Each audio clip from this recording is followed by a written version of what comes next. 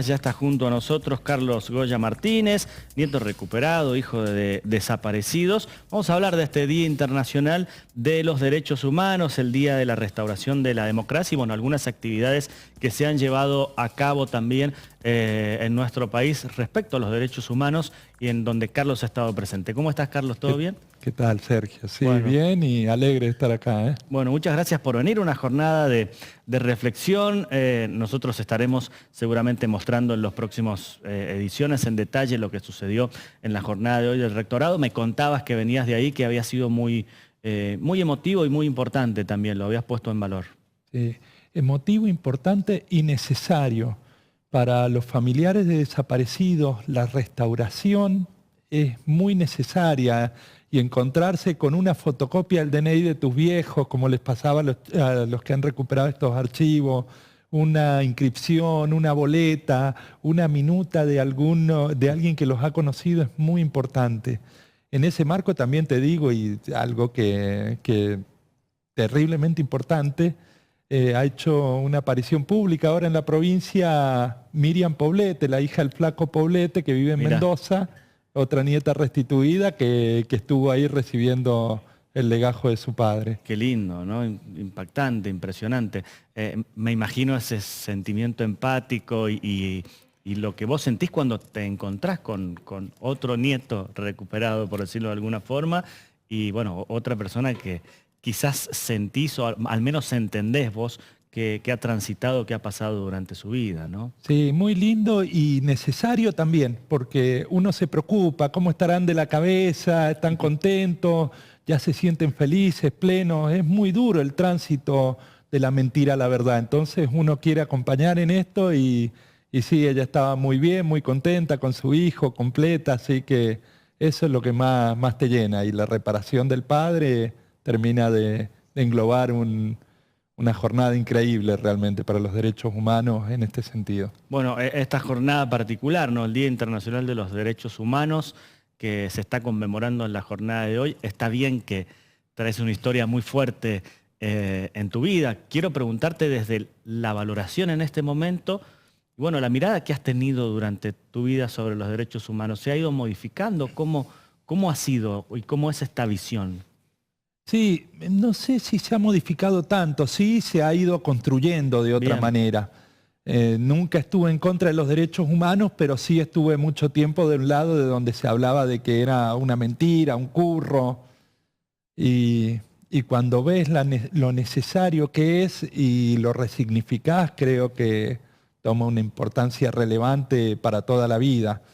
Te haces militante de por vida de los derechos humanos.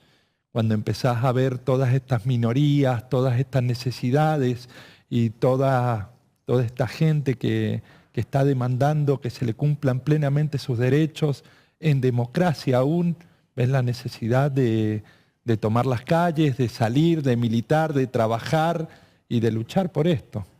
Es un escenario complejo además, ¿no? Carlos, la última vez que conversamos, que viniste aquí al estudio, lo contabas, que veías con mucha preocupación, muchas cosas que sucedían. ¿Estás observando lo mismo? ¿Hay una situación que se ha calmado con este último gobierno o hay preocupación?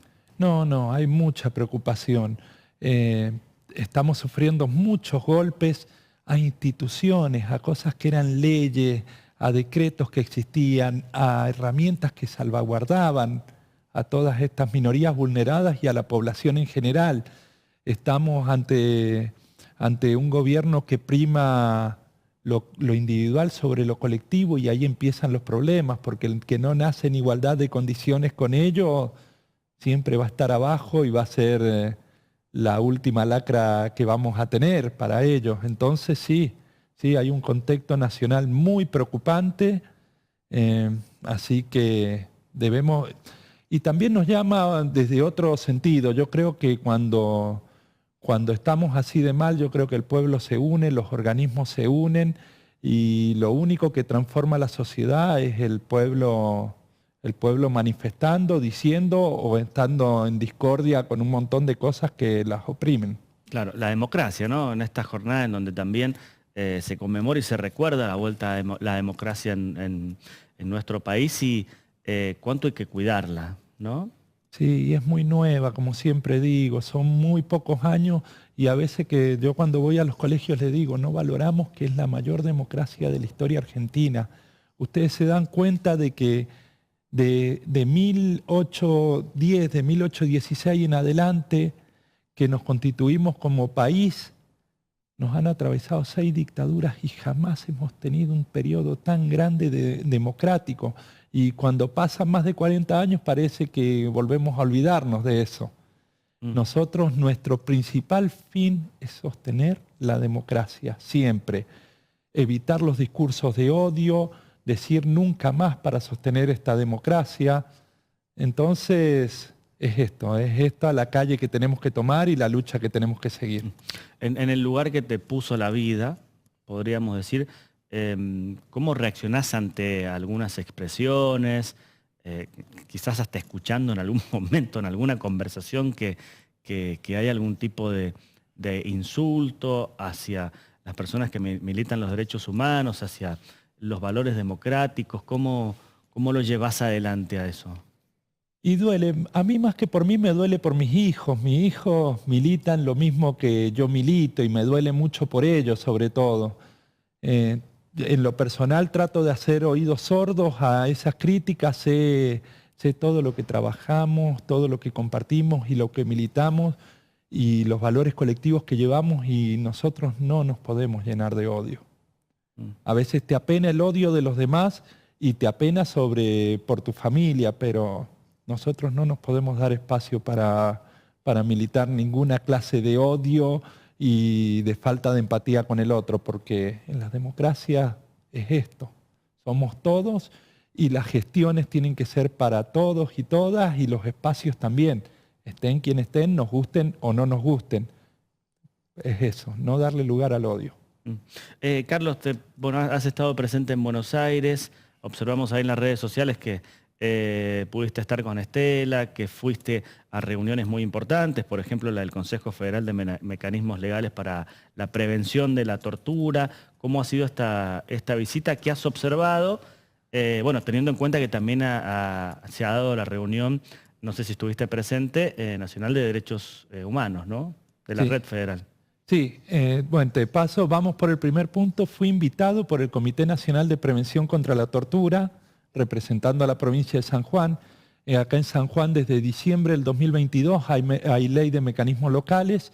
Recién se llamó en el diciembre del un poco antes, en octubre del 2023, a conformarla.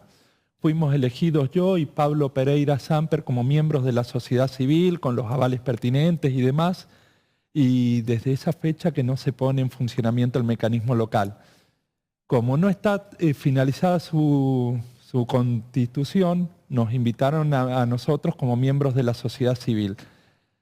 Y muy alegre, es decir, es un esfuerzo más para que esto se pueda poner en funcionamiento. Participaron las altas autoridades de todo el país en mecanismos locales, que muchas veces los gobiernos le temen, y yo estoy convencido de que no es algo que temer el mecanismo local, es una herramienta de control.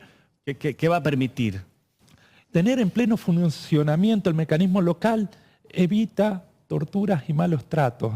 Bien. ¿Qué evita? Es un mecanismo de control para las fuerzas de seguridad y también para todas aquellas funcionarios y personas que tienen personas en contexto de encierro. Estamos hablando de adultos mayores en geriátricos, personas internadas por temas de salud mental, menores en conflicto con la ley y personas alojadas en comisarías y en el penal. Y lo que se hace es elevar una serie de recomendaciones y demás. Es una herramienta muy útil para los 3 poderes del Estado, en donde nunca vienen mal para sostener nuestra democracia los organismos de control. Así que la idea es que pronto se ponga en funcionamiento. Nos preocupa mucho que en lo que va del año ya han muerto 8 personas en contexto de encierro, la mayor cifra desde el año 2014, que es desde cuando se relevan datos. No podemos emitir juicios sobre las causas de esto, claro. Pero si estuvieran los mecanismos, habría un manto mayor de seguridad y de verdad que le daría más herramientas a los poderes del Estado para cimentar lo que comunican.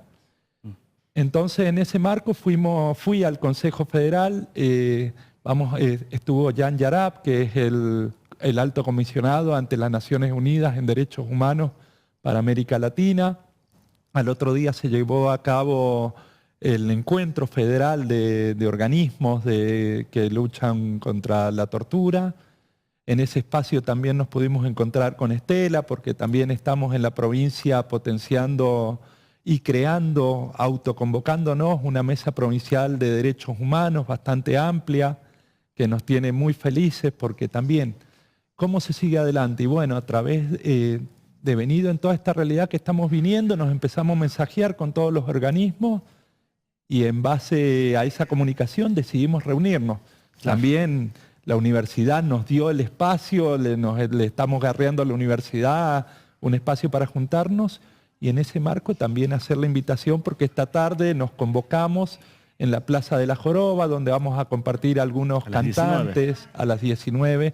Cantantes, música, un espacio de reflexión, de mates, donde cada facción, minoría, organismo va a poder manifestarse, expresarse y compartir. A veces la mejor manera es podernos dar un buen abrazo y compartir un mate y ver que estamos juntos. Muy bien. Carlos, muchas gracias por venir. Siempre es un placer recibirte, por más que tengamos la posibilidad de vernos en otro contexto y de saludarnos con el mismo cariño, pero siempre es un placer, un honor conversar con vos, escucharte, saber que trabajás fuerte por los derechos humanos, saber que hay mucha gente que también te sigue, te apoya y bueno, que tenés este poder de resiliencia, como se suele decir, ¿no? para seguir adelante y para seguir pregonando un mensaje que tiene que ver con la paz, ¿no? Y tiene que ver con el amor que le tenés a los derechos humanos y a nuestra patria también. Bueno, muchas gracias y en nombre también de todos los organismos, porque esto, si bien hoy estoy poniendo yo la cara, es algo muy lindo y colectivo. Así que gracias en nombre de todos los organismos.